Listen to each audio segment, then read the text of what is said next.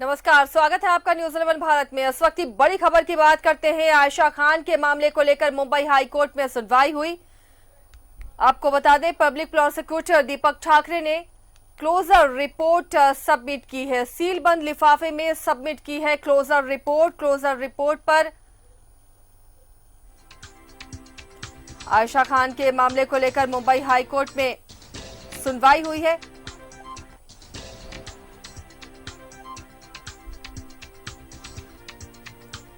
Closure report अब seal बंद लिफाफे में दाखिल कर दी गई है। महाराष्ट्र सरकार ने क्लोजर रिपोर्ट दाखिल की है। बड़ी खबर इस वक्त की मुंबई से मिल रही है। आयशा खान के मामले को लेकर मुंबई हाई कोर्ट में सुनवाई हुई थी और इस मामले में क्लोजर रिपोर्ट पब्लिक प्रोसिक्यूटर दीपक ठाकरे ने सबमिट कर दी है। सील बंद लिफाफे में ये क्लोजर रिपोर्ट सबमिट की गई है।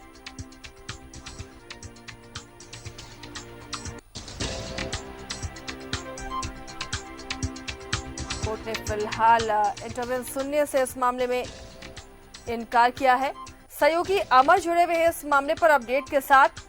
अमर, क्लोजर रिपोर्ट सीलबंद लिफाफे में अब दाखिल हो गई है आयशा खान के मामले में, क्या और पूरी जानकारी है आपके पास?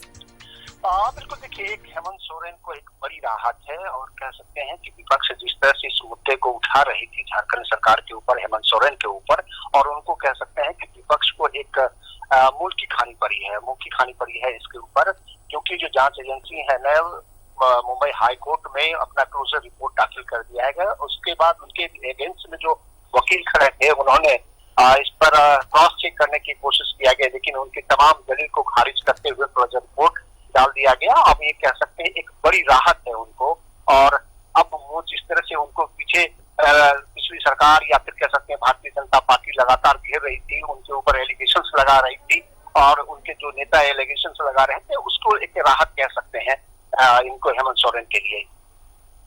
वाकई ये बड़ी राहत है जिस तरह से आरोप लग रहे थे, और अब हाई कोर्ट ने जो इंटरव्यू सुनने से इनकार किया है, कहीं ना कहीं ये बड़ी राहत है।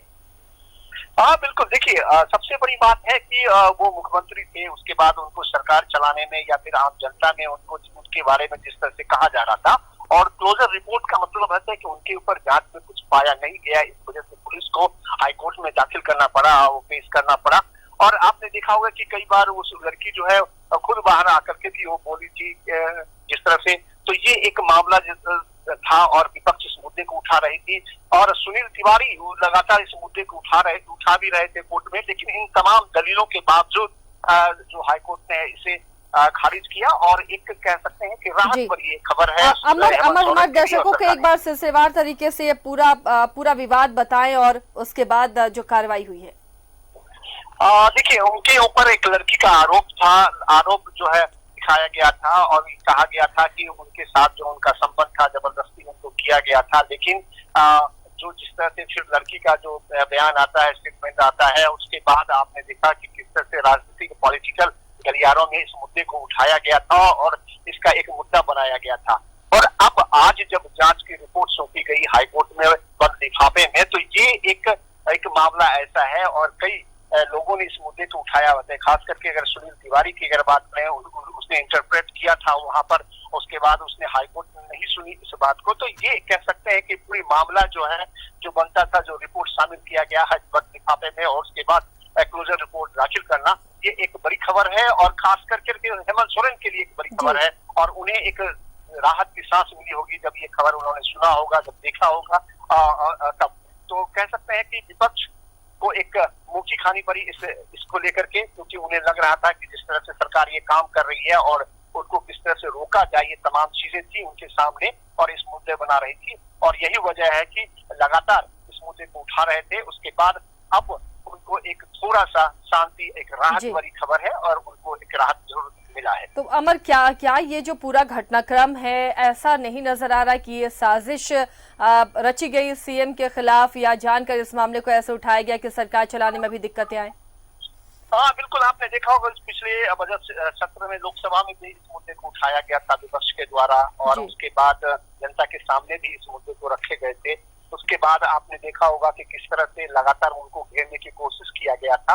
ये तमाम चीजें थी जिस पर आप कह सकते हैं कि आरोप प्रत्यारोप लोग कर रहे थे, नेता कर रहे थे और कटाक्ष लोग कर रहे थे कि ये तमाम जो जो जो चीजें थी, जो एक फ्रॉड हो रहा था आसमान में, या फिर कह सकते हैं कि झारखंड में, या फिर एक मुख्यमंत्री के ऊपर अगर आप आरोप लगाते हैं तो ये आरोप जो है जिस तरह से क्लोजर रिपोर्ट डाला गया तो ये एक निराधार निकला खबर। और उसमें आप जांच एजेंसियां ने जो जांच की उसके बाद जब रिपोर्ट फाइल करती है, उसके बाद जब उनके सामने रखा जाता है तो क्लोजर रिपोर्ट का मतलब होता है कि उनके ऊपर कोई चार्ज नहीं बनता है और सच्चाई इसमें नहीं है।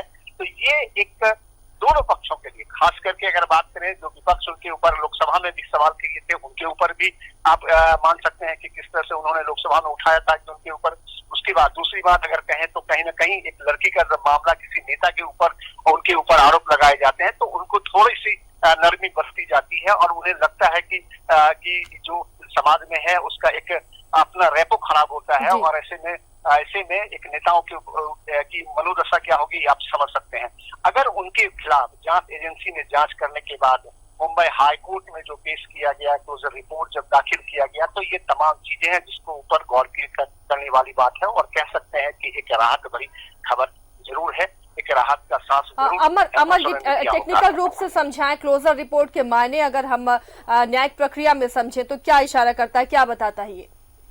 देखिए, क्लोजर रिपोर्ट का मतलब होता है कि अगर किसी के ऊपर जो भी एलिगेशंस लगाए गए हैं या फिर जो भी जांच एजेंसी उसकी जांच कर रही है उन्हें उसमें कुछ पुख्ता नहीं मिला और इस वजह से वो जांच एजेंसी जो है वो उनके खिलाफ जो है क्लोजर उनके सपोर्ट में क्लोजर रिपोर्ट डाला जाता है। आपने देखा होगा पॉलिटिकल कई लोग ऐसे थे जिसके ऊपर क्लोजर रिपोर्ट डाला गया। मायावती के खिलाफ जो जांच एजेंसी जांच कर रही थे उसके खिलाफ क्लोजर रिपोर्ट डाला गया कि उसके कोई अधिकार नहीं बनता है, उस पर केस चलाने का कोई तत्व नहीं है क्योंकि कोई राइट नहीं बनता है। उसके बाद आपने देखा कि मुलायम सिंह के बारे में भी आया था, उसके बाद उसके बारे में भी क्लोजर रिपोर्ट डाला गया। तो ये क्लोजर रिपोर्ट का मतलब ये होता है कि आपके ऊपर जो एलिगेशन लगाए गए उसमें कोई पुख्ता सबूत नहीं है और इस आधार पर उसके आपके ऊपर जो है जांच नहीं चलाए जा सकते, नहीं किए जा सकते हैं। इस वजह से जांच एजेंसी जो है क्लोजर रिपोर्ट दाखिल करती है और क्लोजर रिपोर्ट का मतलब है कि आपके ऊपर जो चार्ज बनता था, जो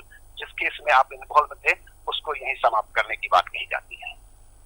क्या इसके बाद भी ऑप्शन आगे है? एक तरह से तो ये क्लीन चिट हम मान सकते हैं अमर, सीएम के खिलाफ ये क्लीन चिट है ये क्लोजर रिपोर्ट।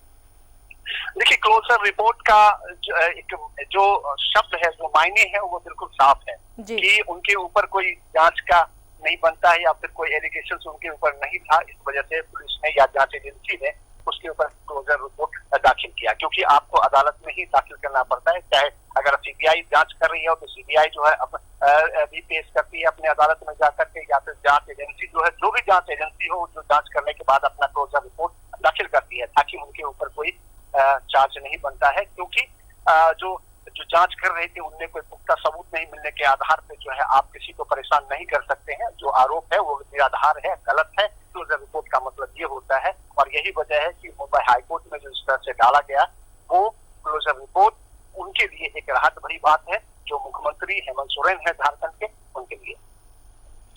चलिए, तो ये बड़ी राहत है अमर। क्लोजर रिपोर्ट सील बंद लिफाफे में दायर कर दिया गया है, सबमिट कर दिया गया है। फिलहाल कोर्ट ने सुनील तिवारी के इंटरव्यू को भी सुनने से इनकार कर दिया है। क्या अब कोई ऑप्शन और बचता है? सुनील तिवारी जिस तरह से इस केस को लेकर आगे बढ़ना चाह रहे थे, अब जब कोर्ट ने ही इनकार कर दिया इंटरव्यू सुनने से। देखिए, लॉ और कानून की अगर बात करें तो हर आपका अधिकार है कि आप उच्च अदालत में आप जा सकते हैं इसकी जांच के लिए, उसके पड़ताल के लिए। फिर से आप इस केस खुलवा सकते हैं, एक अपील दायर आप कर सकते हैं, ये आपका फंडामेंटल राइट बनता है।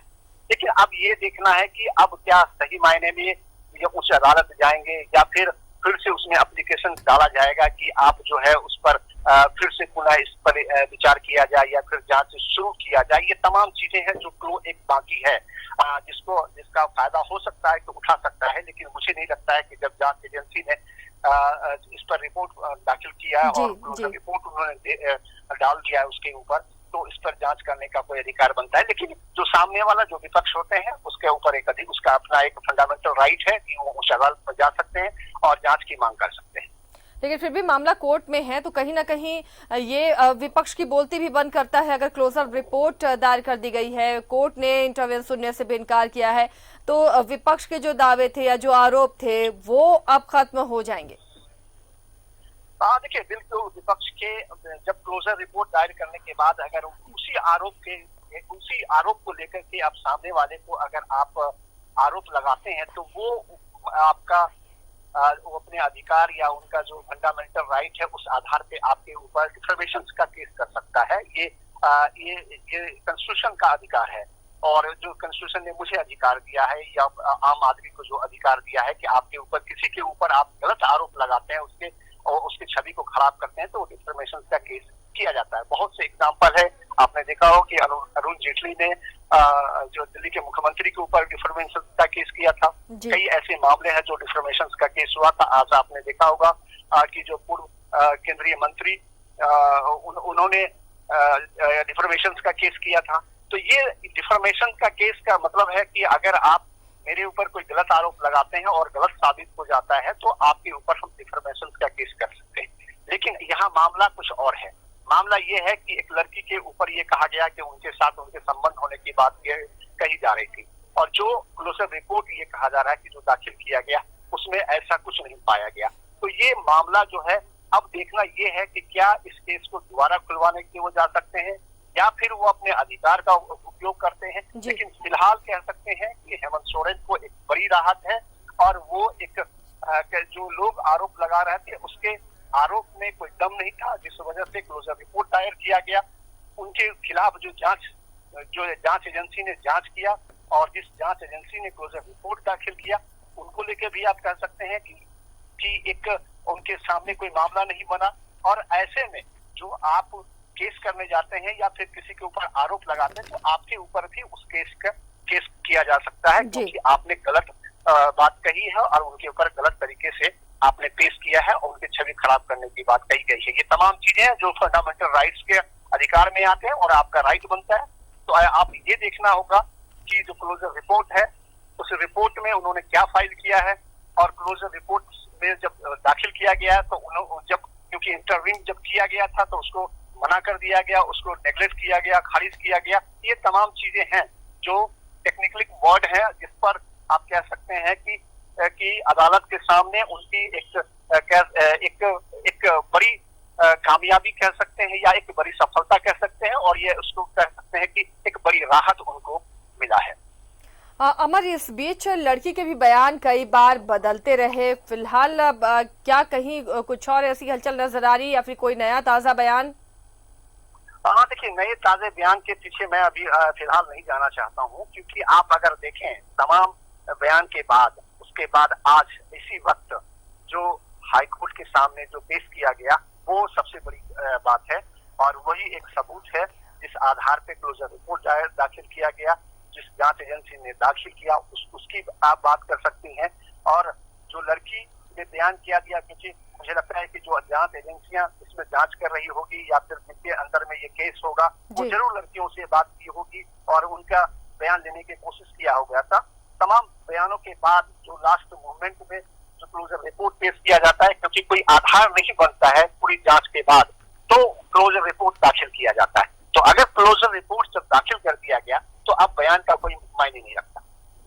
चलिए, शुक्रिया हमारे इस तमाम जानकारी के लिए। तो फिलहाल क्लोजर रिपोर्ट जब दाखिल कर दिया गया है तो अब कोई आधार नहीं बनता है। जो आरोप लगाए जा रहे थे वो एक तरह से बेबुनियाद साबित हुए जब जांच एजेंसी ने पाया कि ऐसा कोई आरोप है ही नहीं, ऐसा कोई सबूत है ही नहीं। क्लोजर रिपोर्ट दायर कर दिया गया है बंद लिफाफे में कोर्ट ने और इस बीच सुनील तिवारी के इंटरव्यू को सुनने से भी कोर्ट ने इनकार कर दिया है। तो हम कह सकते हैं ये बड़ी राहत है मुख्यमंत्री हेमंत सोरेन के लिए, जिस तरह से आरोप लगे थे और मामला ये कोर्ट में था। लेकिन जब पीपी दीपक ठाकरे ने क्लोजर रिपोर्ट दाखिल की है और उस पर इंटरवेन करना चाहा सुनील तिवारी ने, तो कोर्ट ने इंटरवेन सुनने से इनकार कर दिया।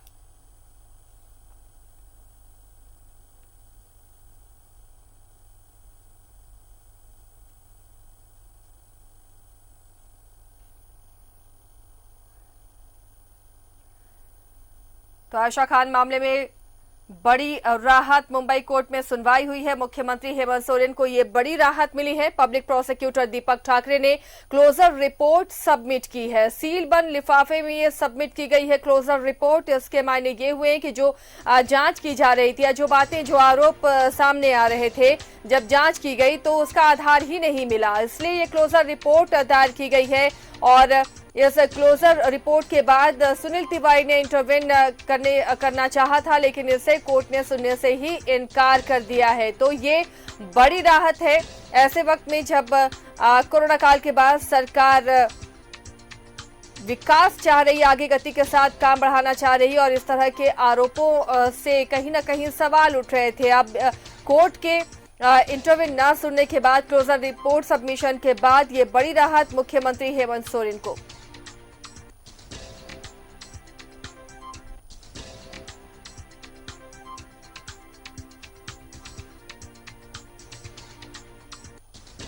आयशा खान के मामले को लेकर मुंबई हाईकोर्ट में आज सुनवाई हुई है। मुख्यमंत्री हेमंत सोरेन को इस सुनवाई के बाद बड़ी राहत मिली है। पब्लिक प्रोसिक्यूटर दीपक ठाकरे ने क्लोजर रिपोर्ट सबमिट कर दी है और सील बंद लिफाफे में ये क्लोजर रिपोर्ट सबमिट की गई है।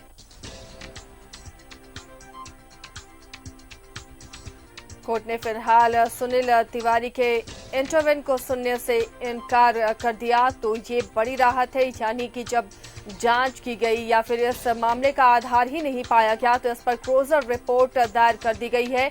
बड़ी राहत है ये मुख्यमंत्री हेमंत सोरेन के लिए।